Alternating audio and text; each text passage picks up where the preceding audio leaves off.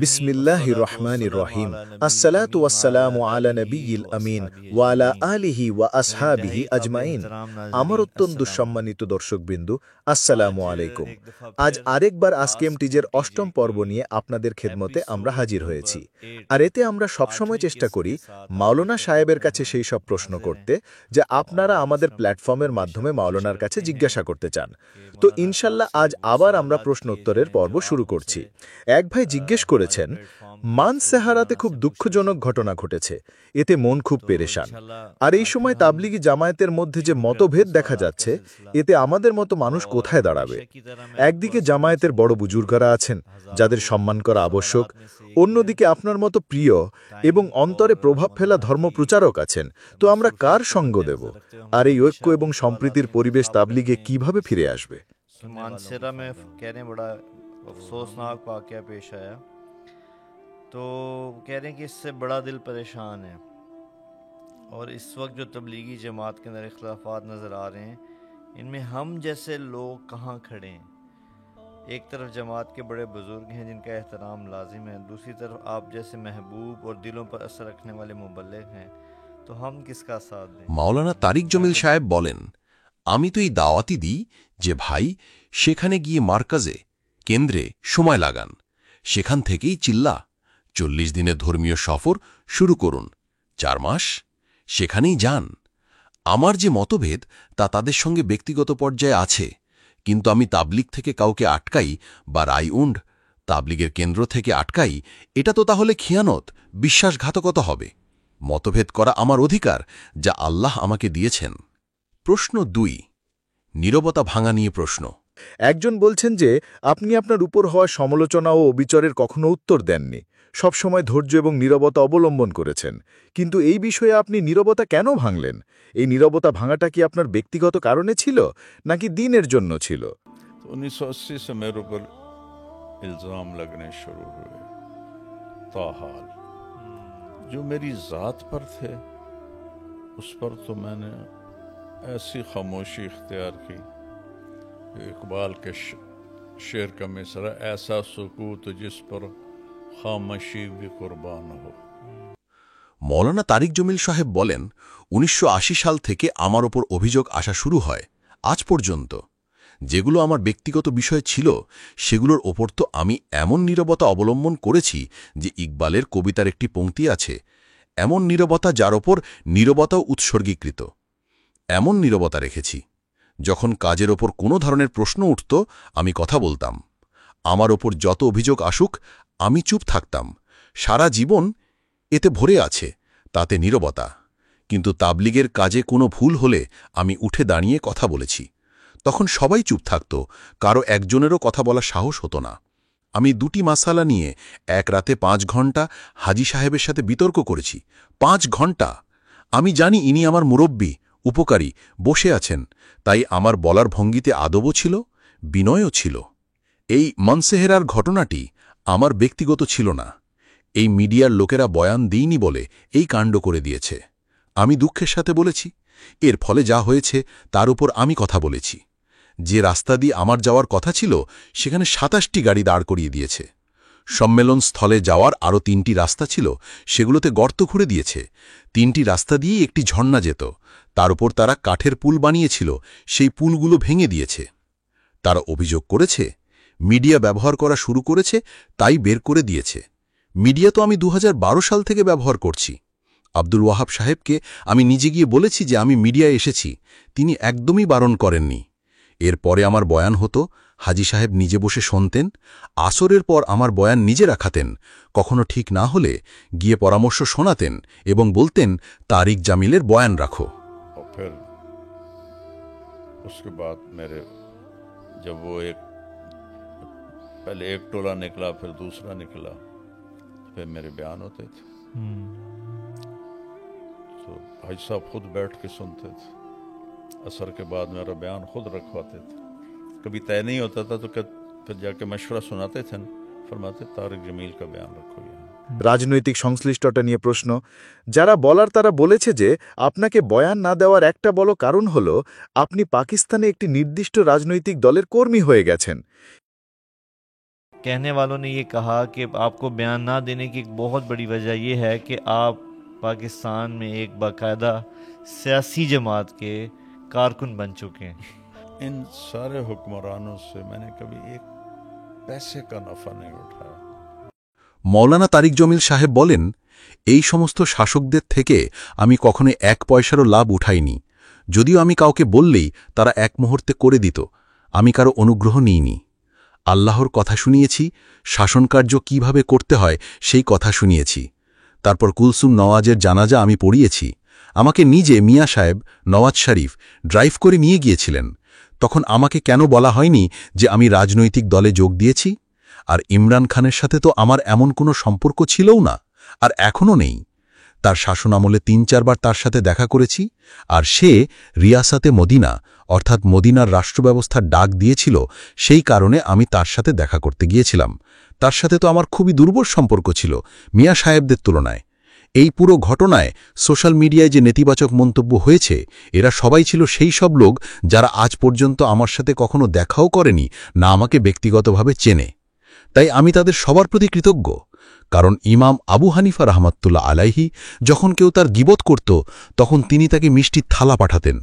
বলতেন, আপনার মেহেরবানি, আপনি আপনার নেকিগুলো আমাকে পাঠিয়ে দিয়েছেন। আমার তো জানা নেই এরা কোথা থেকে, কোথাকার, কে কি। যদি আমি তাদের চিনতাম, তাদের ঠিকানা জানতাম, তাহলে আমিও তাদের মিষ্টি পাঠাতাম। মিষ্টি তো এখন আমি কি পাঠাতে পারতাম, কিন্তু আমার সামর্থ্য অনুযায়ী অন্তত 1-1 লাখ করে আমি সবাইকে হাদিয়া উপহার দিতাম, যে আপনার অনেক মেহেরবানি, আল্লাহ আমাকে সেই সামর্থ্য দিয়েছেন। আমি সবাইকে দিতাম। আপনি আমার উপর অনুগ্রহ করেছেন, আমার উপর অপবাদ দিয়েছেন, গীবত করেছেন। আমাকে একজন বলেছেন যে একজন তো বলেছে যে তুমি মক্কায় গিয়ে তওবা করো, তবেই তোমার তওবা কবুল হবে। আল্লাহু আকবার। তো তাকে তো আমি 2 লাখ দিতাম, কিন্তু সে কে তা তো আমি জানিই না।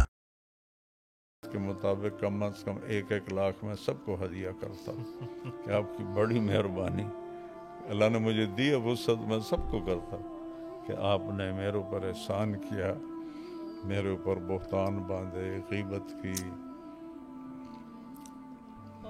मुझे किसी ने बताया, एक ने तो कहा कि तुम मक्के में जाके तौबा करो, तब तुम्हारी तौबा कबूल होगी। হিদায়েতের উপর অটল থাকা নিয়ে প্রশ্ন। মৌলানা সাহেব, আল্লাহর পক্ষ থেকে হিদায়েত তো আসে, কিন্তু আমরা এর উপর সবসময় অটল থাকতে পারি না। জীবন পুরোপুরি ঠিক হয়ে যায়, আর কিছুদিন পর আবার সেই উদাসীনতা, সেই অনর্থক কাজগুলো পুনরায় শুরু হয়ে যায়। তো এই ব্যাপারে পথ নির্দেশা করুন। कि बहुत अच्छा इकदाम है। और आखिर में इनका सवाल ये है कि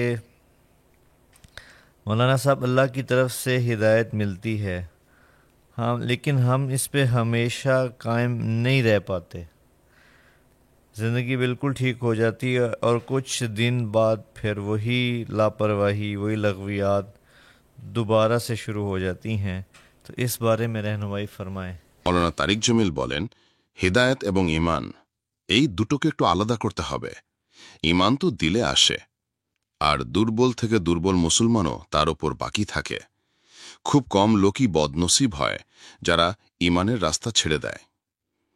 হিদায়েত হলো সেই নূর যা দিয়ে মানুষ আমলের ওপর কায়েম, অটল থাকে।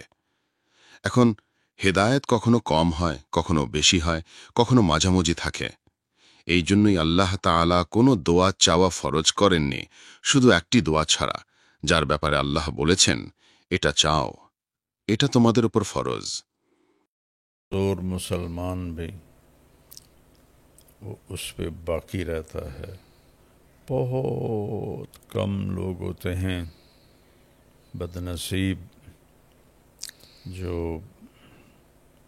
ईमान का रास्ता छोड़ दें।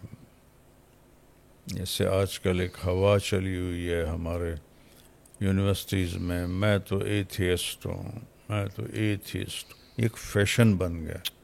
ना उनको पता है कि वो क्या कर रहे हैं, ना उनके पास इल्म है। আর তা হল ইহদিনাস সিরাতাল মুস্তাকিম, আমাদের সরল পথ দেখান। ইয়াল্লাহ, আমাদের সোজা পথ দেখান, আমাদের হিদায়েত দিন। এই জন্যই এর তাকরার, পুনরাবৃত্তি ফরজ করা হয়েছে। 17 রাকাত তো ফরজ, আর প্রত্যেক রাকাতে চাইতে বলা হয়েছে ইহদিনাস সিরাতাল মুস্তাকিম। এরপরে সুন্নাত নফল আছে, আল্লাহ বলেছেন, চাও ইহদিনাস সিরাতাল মুস্তাকিম, কারণ এটা উপরে নিচে হতে থাকে। এই জন্য সবসময় যিনি হেদায়েতের রাস্তা নিয়ে এসেছেন, আমাদের নবী সাল্লাল্লাহু আলাইহি ওয়াসাল্লাম, তাকেও বলা হয়েছে আপনিও চান। তো লেহাজা হেদায়েতের যে দরজা, তা উপরে নিচে হতে থাকে। এর জন্য বারবার আল্লাহর কাছে চাইতে হবে। ख्याल करें कि मैं मोहताज हिदायत हूँ, फिर ये मांगें तो इंशाअल्लाह इस्तिकामत अल्लाह नसीब फरमाएंगे। बाकी कभी सुस्ती कभी चुस्ती, ये इंसानी फितरत का हिस्सा है, ये इससे लड़के ही चलना पड़ता है। बेशक बेशक। আল্লাহর ভালোবাসা নিয়ে প্রশ্ন। একজন বলছেন যে আমি আল্লাহর ভালোবাসা এবং তার জন্য তড়পে অর্থাৎ তীব্র আকাঙ্ক্ষায় জান দিতে চাই। এই ব্যাপারে আপনার পথ নির্দেশনা চাই। हैं और दुआ का कह रही हैं कि अल्लाह मुझसे दीन का काम ले ले और अपने रोज़े रसूल की ज़ियारत नसीब फरमा दे। ये कहती हैं कि मैं अल्लाह की मोहब्बत में तड़प में जान देना चाहती हूँ, इस बारे में आप से रहनुमाई चाहती हूँ। মৌলানা তারিক জমিল বলেন, এক ব্যক্তি এসে আল্লাহর নবীকে জিজ্ঞেস করলেন, আমি চাই আল্লাহ আমাকে ভালোবাসুন এবং মানুষও আমাকে ভালোবাসুক। তো আপ সাল্লাল্লাহু আলাইহি ওয়াসাল্লাম বললেন, দুনিয়ার প্রতি নির্মোহ হয়ে যাও, আল্লাহ তোমাকে ভালোবাসবেন। আর মানুষের কাছে যা আছে তার প্রতিও নির্মোহ হয়ে যাও, মানুষ তোমাকে ভালোবাসবে। इज़हद फि दुनिया युहिब्बुक अल्लाह, दुनिया से बेरग़बत हो जा, अल्लाह तुझसे प्यार करेगा। इज़हद फ़ीमा इंदन्नास युहिब्बुकन्नास, और जो लोगों के पास जो कुछ है उससे भी बेरग़बत हो जा, तो लोग तुझसे प्यार करें। আরেক জায়গায় এই প্রশ্নটি অন্যভাবে করা হয়েছে, ইয়া রাসূলুল্লাহ, আমি আল্লাহ ও তার রাসূলের প্রিয় পাত্রদের অন্তর্ভুক্ত হতে চাই। আপ সাল্লাল্লাহু আলাইহি ওয়াসাল্লাম বললেন, আল্লাহ ও তার রাসূল যা ভালোবাসেন তুমিও তা ভালোবাসো, তাহলে তুমি তাদের প্রিয় পাত্রদের অন্তর্ভুক্ত হয়ে যাবে। এবং আমি একটি কথা তাসাল্লির জন্য বলছি, যেহেতু আমরা যন্ত্রের অংশ নই যে যেখানে ফিট করে দেওয়া হলো সেখানেই চলবে।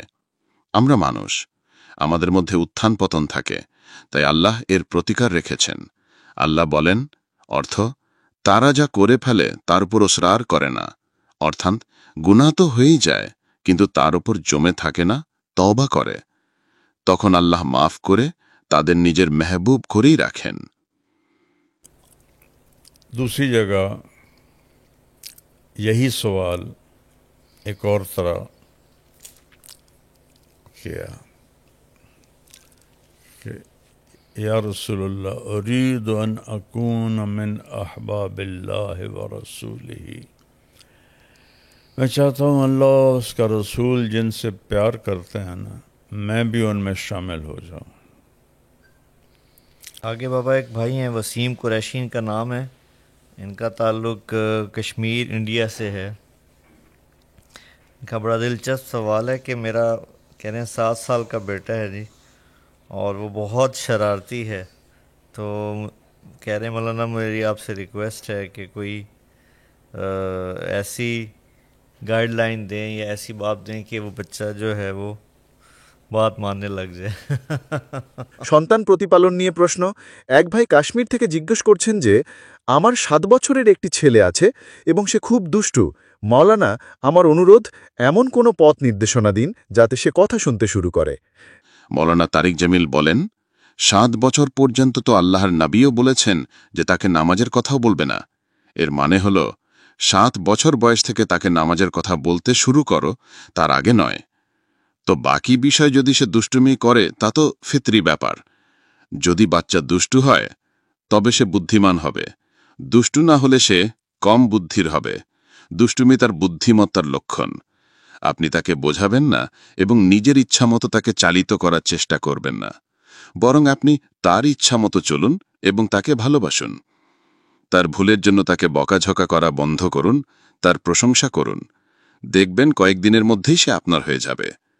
আজকাল বাবা মায়ের এই ভুল যে 3 বছর পর্যন্ত তাকে বুকে জড়িয়ে রাখে, আর 4র্থ বছরে যখন সে দুষ্টুমি শুরু করে তখন বকাঝকা থাপ্পড় শুরু হয়ে যায়। তাকে অসম্মান করা হয়, আর 3 বছরের বাচ্চাকে স্কুলে পাঠিয়ে দেয়। যা কিছু ভালো গুণ থাকে তাও শেষ হয়ে যায়। 3 বছর বয়স তো তার মায়ের কোল চায়, তার স্কুল হলো মায়ের কোল, বাবার ছায়া। কিন্তু না, মাও সময় দেয় না, বাবাও। शरारतों पे आता है तो डांट डपट शुरू हो जाती है, और ये ना करो, ये क्यों किया। इस पे ही वो लड़ रही होती है कि तूने यही पहनना है जो मैं कह रही हूँ। वो मासूम बच्चा कहता नहीं मैंने ये नहीं पहनना। कितनी जगह मैंने देखा है माएँ पिटाई करके वही पहना रही होती हैं, इतनी बेवकूफ़ हैं। तो इस तरह बच्चे को जैसे दूध पीते बच्चे को लिया जाता है ना, ऐसे ही उसके बड़ा होने तक यही सलूक उसके साथ रखना होता है। নীরবতা ভাঙা নিয়ে প্রশ্ন। একজন বলছেন যে আপনি আপনার উপর হওয়া সমালোচনা ও অবিচারের কখনো উত্তর দেননি, সবসময় ধৈর্য ও নীরবতা অবলম্বন করেছেন। কিন্তু এই বিষয়ে আপনি নীরবতা কেন ভাঙলেন? এই নীরবতা ভাঙাটা কি আপনার ব্যক্তিগত কারণে ছিল নাকি দিনের জন্য ছিল? और इस वक्त जो तबलीगी जमात के अंदर इख्लाफात नज़र आ रहे हैं, इनमें हम जैसे लोग कहाँ खड़े हैं? एक तरफ जमात के बड़े बुज़ुर्ग हैं जिनका एहतराम लाजिम है, दूसरी तरफ आप जैसे महबूब और दिलों पर असर रखने वाले मुबल्लिग हैं, तो हम किसका साथ दें? और ये जो इत्तेहाद और जोड़ की फ़िज़ा है, इसको ये दोबारा तबलीग में वापस कैसे आएगी? कैसे तबलीग का काम जुड़ेगा? इसमें हम आपकी अल्लाह ताला के महबूब सल्लल्लाहु तबारक व तआला अलैहि वसल्लम ने মাওলানা তারিক दुआएं জামিল। मांगी थी। দেখো বেটা, আমার ব্যক্তিগত জীবনে যখনই আঘাত এসেছে তা 1980 সাল থেকে শুরু হয়ে গিয়েছিল, যখন আল্লাহ আমাকে খ্যাতি দিয়েছেন। তখন থেকে কোনো মানুষ কাউকে বিখ্যাত করতে পারে না, আর না কেউ কাউকে গুমনাম অর্থাৎ বিখ্যাতহীন করতে পারে। কেউ কাউকে সম্মান বা অসম্মান দিতে পারে না। আল্লাহ আমার সঙ্গে যা করেছেন আমি তো তা কখনো ভাবিনি। এটা তার মেহেরবানি, তার কৃপা, তার অনুগ্রহ। খ্যাতির সঙ্গে হিংসা একটি লাজমি বিষয়। যখন আমি 1980 সালে অর্থাৎ তাবলিগি জামাতের 1 বছরের সফর শুরু করি, তখন আমার বয়ানের ধরন ভিন্ন ছিল। উপমহাদেশে আলেমরা কোরআনকে তাদের বয়ানে সেভাবে আনেন না, হয়তো 1-8টা আয়াত বলেন, হাদিস তো বিলকুল পড়েন না, তার মাফহুম বয়ান করেন। এই যে বাহ্যিক রূপটা তৈরি হয়েছে তা তো আল্লাহই করেছেন। আমি প্রত্যেকটি কথা কোরআন থেকে জুড়তাম, আর এটা মেহেজ আমার আল্লাহর কৃপা। আমি এর জন্য কোনো চেষ্টা করিনি, এটা মেহেজ আল্লাহর পক্ষ থেকে হয়েছে। আমি হাদিস মুখস্থ করা শুরু করেছিলাম, আমার এর প্রতি ঝোঁক ছিল, কিন্তু এর জন্য আমাকে যিনি রহনুমাই করেছিলেন তিনি ছিলেন মাওলানা আসলাম সাহেব রাহমাতুল্লাহ আলাইহি, আমাদের বড়দের মধ্যে একজন। 1979 সালে আমার চিল্লা ছিল, তখন আমি চিল্লার পরিবর্তে পুরো ছুটিই লাগিয়েছিলাম। ঈদের একদিন আগে বাড়ি এসেছি, কারণ পরের বছর আমি মিশকাত পড়া শুরু করেছিলাম। যাই হোক, আমি যখন বয়ানে হাদিস বলতে শুরু করি তখন তার প্রভাব আলেম এবং সাধারণ মানুষের ওপর আল্লাহ অনেক বেশি ফেলেছেন। একটা ছোট ঘটনা মনে পড়ছে। আমি একবার এক দিনের জামাত নিয়ে কাবিরওয়ালায় গিয়েছিলাম। তখন মুফতি আব্দুল কাদির সাহেব রহমাতুল্লাহ আলাইহি মাগরিবের পর দাঁড়িয়ে নিজেই ঘোষণা করলেন। তিনি প্রথম যে শব্দটি বলেছিলেন তা আমার মনে আছে, দেখো ভাই, আল জিনসু ইলাল জিনসু ইয়ামিল, অর্থাৎ মহিষ মহিষের বোন হয় বা সমজাতীয়রা একে অপরকে আকর্ষণ করে। তিনি বললেন, আপনারাও ছাত্র এবং এরাও ছাত্রা, আপনাদের কাছে এসেছে, সবাই বসে তাদের কথা শুনুন। আমার তো কোনো পরিচয় ছিল না। তখন মৌলানা মঞ্জুরুল হক সাহেব রহমাতুল্লাহ আলাইহি, যিনি খুব বড় একজন আলেম ছিলেন, তিনিও বসে পড়লেন। আমার জানা ছিল না যে তিনি বসে আছেন। যখন বয়ান শেষ হল তিনি উঠে বললেন, ওঠো এ ভাই, আমার উপরও এমন প্রভাব পড়েছে যে আমি যেন আমার নামটা লিখিয়ে না ফেলি। তো এটা একটা আল্লাহর দেয়া বিষয় ছিল। 1980 সাল থেকে আমার উপর অভিযোগ আসা শুরু হয় আজ পর্যন্ত। যেগুলো আমার ব্যক্তিগত বিষয় ছিল সেগুলোর ওপর তো আমি এমন নীরবতা অবলম্বন করেছি যে ইকবালের কবিতার একটি পংক্তি আছে, এমন নীরবতা যার উপর নীরবতা উৎসর্গিত হয়েছে, এমন নীরবতা রেখেছি। যখন কোনো কাজের ওপর উচনিচ হতো তখন আমি আব্দুল ওয়াহাব সাহেবের সাথেও অলজ হয়ে যেতাম। কাউকেই জুরাত হয়নি। এই 55 বছরে অনেক বড় সমস্যা ছিল, সবাই চুপ থাকত, আমি ছিলাম একা। যখন কাজের উপর কোনো ধরনের প্রশ্ন উঠত আমি কথা বলতাম, আমার উপর যত অভিযোগ আসুক আমি চুপ থাকতাম। সারা জীবন এতে ভরে আছে, তাতে নীরবতা। কিন্তু তাবলিগের কাজে কোনো ভুল হলে আমি উঠে দাঁড়িয়ে কথা বলেছি, তখন সবাই চুপ থাকত। আর আমি দুটো মাসলা নিয়ে এক রাতে 5 ঘন্টা হাজি সাহেবের সাথে বিতর্ক করেছি। 5 ঘন্টা। যখন মৌলানা জামশেদ সাহেব আমাকে মেরেছিলেন তখন একটি দাওয়াত চলছিল যে আমরা খলিফা। তার উপর আমি হাজী সাহেবকে বলেছিলাম যে এটা বিদাত, এই দাওয়াত তো কেউ চালায়নি। তো তিনি বললেন, তোমার উস্তাদের সাথে কথা বলো। তো আমি মৌলানা জামশেদ সাহেবের সাথে কথা বলতে গেলাম। তিনি দলিল দিতে লাগলেন, কিন্তু বিষয়টা ভিত্তিহীন ছিল, তাই দলিলও ভিত্তিহীন হতো। আমি সেগুলো রদ করে দিতাম খুব আদবের সাথে। তিনি যখন আমার কথার উত্তর দিতে পারলেন না তখন তার গুস্সা চড়ে গেল। তিনি বললেন, হাজী সাহেব, একে এর অবস্থার উপর ছেড়ে দিন, ওর নিজের জ্ঞানের উপর তাকাব্বুর হয়েছে। এই বলে তিনি উঠে যেতে লাগলেন। তখন আমি তার পা ধরে ফেললাম, বললাম, আপনি আমার ছাড়া সবকিছু, আমি আপনার ছাড়া কিছুই না। তিনি বললেন, আমার এমন খোশামদের দরকার নেই। এই বলে তিনি পা ছাড়াতে লাগলেন। আমি যুবক ছিলাম, তিনি বৃদ্ধ। তিনি উপর থেকে আমাকে মুক্কা দিয়ে মারতে শুরু করলেন। তখন আমার হাত দুর্বল হয়ে গেল। তখন তিনি নিচ থেকে আমাকে ঠোকর মারলেন 2 বার। তখন আমি ছেড়ে দিলাম। তো এই ধরনের ঘটনা তো আমার জীবনে ভরে আছে, কিন্তু মিডিয়া কাভারেজ ছিল না। এই যে ঘটনাটি সামনে এসেছে, এতে আমার ব্যক্তিগত কোনো তাল্লুক নেই। আমি কখনোই বলিনি যে আমার বয়ানও করাও। দুঃখ হওয়া আলাদা বিষয়। এই মানসেরার ঘটনাটি আমার ব্যক্তিগত ছিল না। এই মিডিয়ার লোকেরা বয়ান দিইনি বলে এই কাণ্ড করে দিয়েছে। আমি দুঃখের সাথে বলেছি, এর ফলে যা হয়েছে তার উপর আমি কথা বলেছি। যে রাস্তা দিয়ে আমার যাওয়ার কথা ছিল সেখানে 27টি গাড়ি দাঁড় করিয়ে দিয়েছে। সম্মেলনস্থলে যাওয়ার আরও 3টে রাস্তা ছিল, সেগুলোতে গর্ত খুঁড়ে দিয়েছে। 3টে রাস্তা দিয়ে একটি ঝর্ণা যেত, তার উপর তারা কাঠের পুল বানিয়েছিল, সেই পুলগুলো ভেঙে দিয়েছে। এখানেও মামলা এটাই ছিল যে আমি বলেছিলাম আমার জোহরের বয়ান করিয়ে দিন, কারণ অনেক যুবক আমার নামে এসেছে। তখন সবাই চুপ করে বসে রইল। তখন আমার একটু দুঃখ হলো, কারণ মৌলী খুরশিদ তো আমার তত্ত্বাবধানে ছিল যখন সে ছোট ছিল। তখন আমি একটু চিড় হয়ে বললাম, ঠিক আছে, তাহলে আমি কাল বয়ান করব। এমন নয় যে আমার করার ইচ্ছা ছিল, আমি দুঃখ থেকে বলেছিলাম। এর ফলে যা হয়েছে তার উপর আমি কথা বলেছি। এখানেও বিষয়টা তাবলিগেরই ছিল। কোথায় শত্রুকেও কাছে টানতে হয়, আর কোথায় যে ব্যক্তি তার নিজের জীবনটা লাগা দিয়েছে তাকে আটকানোর জন্য গুন্ডামি করা হচ্ছে। वहीं रुजू करो। ये मेरा इख्तलाफ उनसे ज़ाती तौर पर है, लेकिन मैं तबलीग से किसी को रोकूं या रेवंड से रोकूं, ये तो फिर बददयांती होगी। इख्तलाफ मेरा हक है जो अल्लाह ने मुझे दिया है, तो लिहाजा इससे परेशान नहीं होना चाहिए। ये फितरी चीज़ है। या इमाम महदी के ज़माने में इख्तलाफ ख़त्म होगा, वो भी सिर्फ 40 साल के लिए, फिर ठैया शुरू हो जाएगा। तो लिहाजा ये ज़ाती नौइयत का इख्तलाफ है। आप मरकज़ वालों के साथ ही जुड़ें। सही। রাজনৈতিক সংশ্লিষ্টতা নিয়ে প্রশ্ন। এক ভাই জিজ্ঞেস করেছেন যে সোশ্যাল মিডিয়ায় অনেক নেতিবাচক কথা হয়েছে, বলা হয়েছে যে আপনি একটি রাজনৈতিক দলের সদস্য হয়ে গেছেন এবং এই জন্যই আপনার সাথে এমন আচরণ করা হয়েছে। এই বিষয়ে আপনার মতামত কি?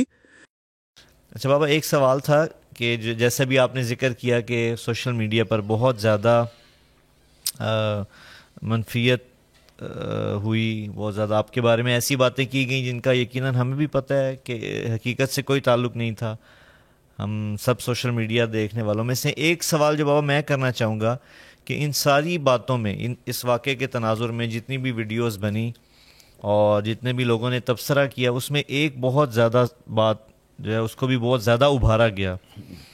वो ये था कि आप के साथ या जो सलूक रवा होता है या आपको बयान नहीं दिया जाता, जो कि आपने पहले वाज़े कर दिया है कि बयान देना या ना देना आपका मसला नहीं है, लेकिन कहने वालों ने ये कहा कि आपको बयान ना देने की एक बहुत बड़ी वजह ये है कि आप पाकिस्तान में एक बाकायदा सियासी जमात के कारकुन बन चुके हैं, बाकायदा रुकन बन चुके हैं, जिसकी वजह से आपके साथ हुआ।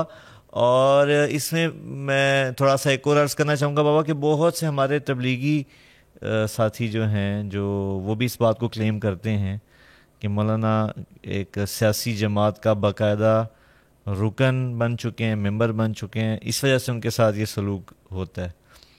तो मैं नाज़रीन के लिए आपसे पूछना चाहता हूँ कि इसमें क्या हकीकत है?